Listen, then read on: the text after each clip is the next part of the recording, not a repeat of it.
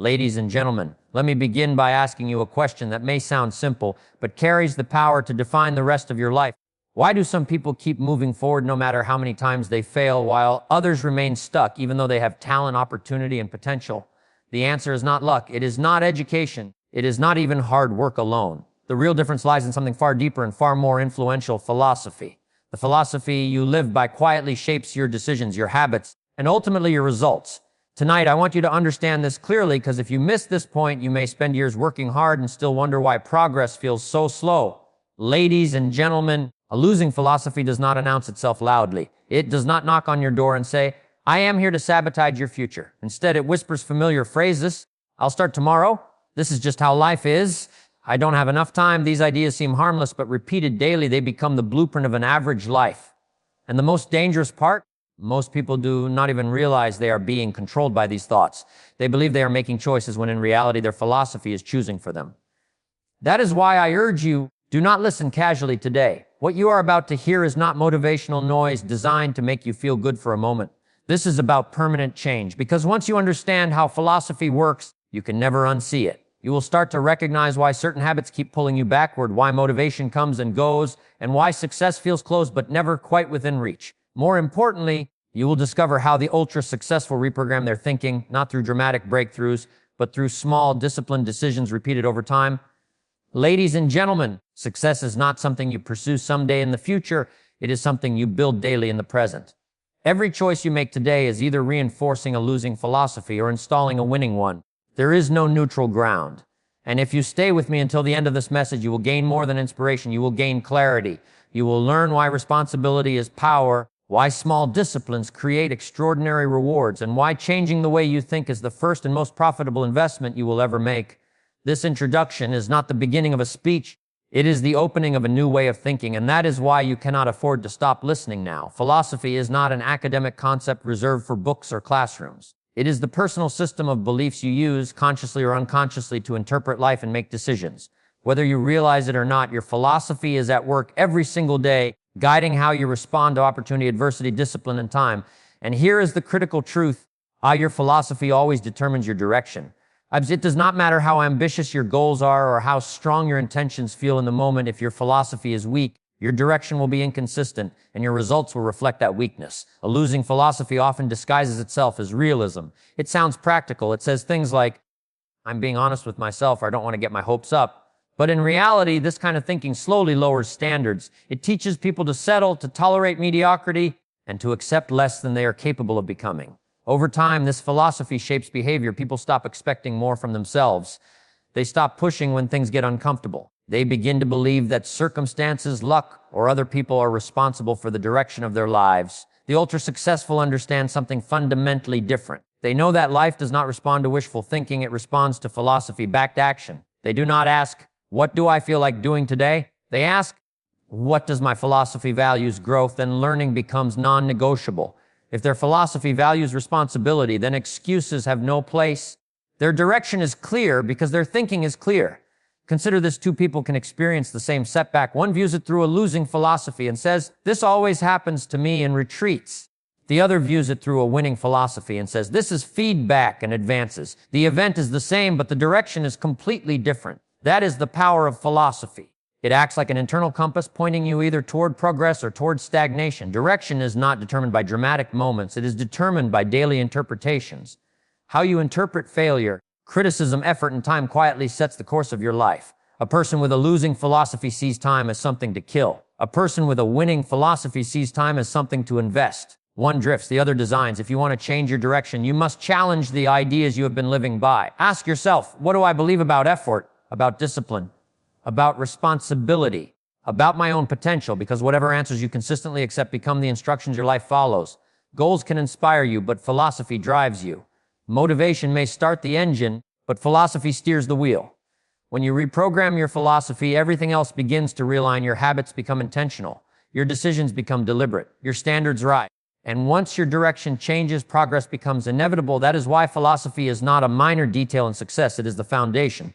Change the philosophy and you change the direction. Change the direction and you change the destination. Results are never random. They are visible evidence of invisible habits practiced over time. Whether those results show up as success, struggle, confidence, or frustration, they all trace back to what a person repeatedly does when no one is watching. This is why the ultra-successful place far more attention on their daily habits than on dramatic goals or temporary motivation. They understand that you do not rise to the level of your desires, you fall to the level of your habits. A losing philosophy often focuses on outcomes without respecting process. It wants success without structure, rewards without routine, and progress without discipline. People operating from this mindset rely heavily on motivation. When they feel inspired, they act. When they do not, they wait. Over time, this creates inconsistency, and inconsistency always produces average results. Talent may exist, opportunity may appear, but without disciplined habits, those advantages are wasted. The ultra-successful think differently. They know motivation is unreliable, but habits are dependable. That is why they design their lives around daily disciplines rather than emotional impulses. They do not ask, do I feel like doing this today? They ask, is this part of the habit system that produces the life I want? This shift in thinking removes negotiation from behavior. Action becomes automatic, not optional. Every habit is a vote for the type of results you will experience in the future. Reading daily casts a vote for growth. Planning daily casts a vote for clarity.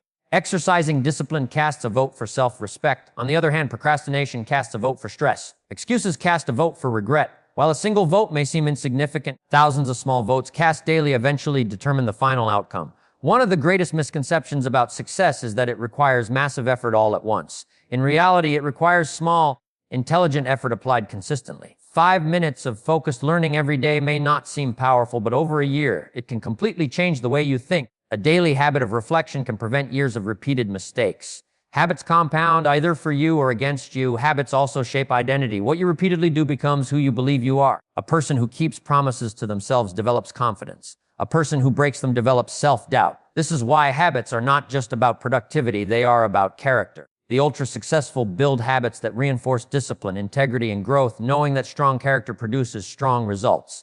If you want different results, stop obsessing over big changes and start refining small habits. Examine your daily routines honestly. Ask yourself which habits are producing your current results and which habits need to be replaced. Change does not begin with intensity, it begins with consistency. When habits change, results have no choice but to follow. Responsibility is one of the most misunderstood concepts in personal success. Many people see it as a burden, something heavy, restrictive, or unfair. In reality, responsibility is not weight, it is leverage. The moment you accept responsibility for your life, you gain the power to change it. Until that moment, progress remains limited because you cannot control what you refuse to own. A losing philosophy avoids responsibility.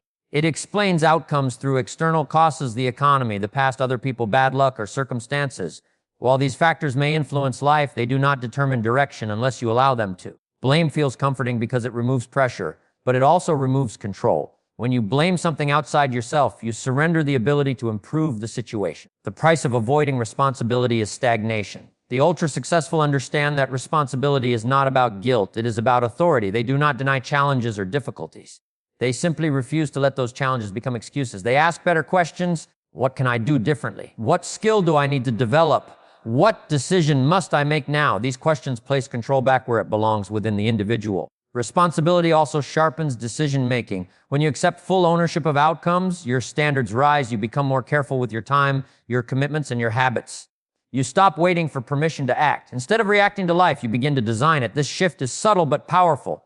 It moves a person from victimhood to leadership, first over themselves, and then over their results. One of the greatest turning points in any successful life is the realization that no one is coming to rescue you. This realization is not discouraging, it is liberating. It means your future is not dependent on perfect conditions or external approval. It is dependent on your willingness to act responsibly, even when it is uncomfortable. Growth begins where excuses end. Responsibility also builds self-respect. Each time you keep a promise to yourself, you reinforce trust in your own character. Each responsible action strengthens confidence. Over time, this internal confidence becomes visible in results.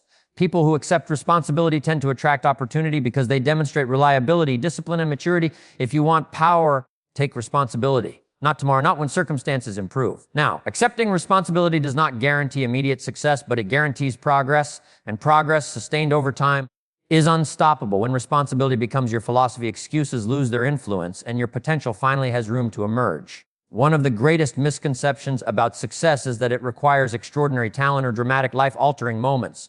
In reality, success is built on something far less glamorous, but far more powerful. Small disciplines practiced consistently over time. The ultra-successful understand that what you do daily matters more than what you do occasionally. They respect the power of the small, because they understand how it compounds. A losing philosophy dismisses small disciplines. It says, or skipping one day won't matter. But this way of thinking ignores a fundamental law of life. Everything accumulates.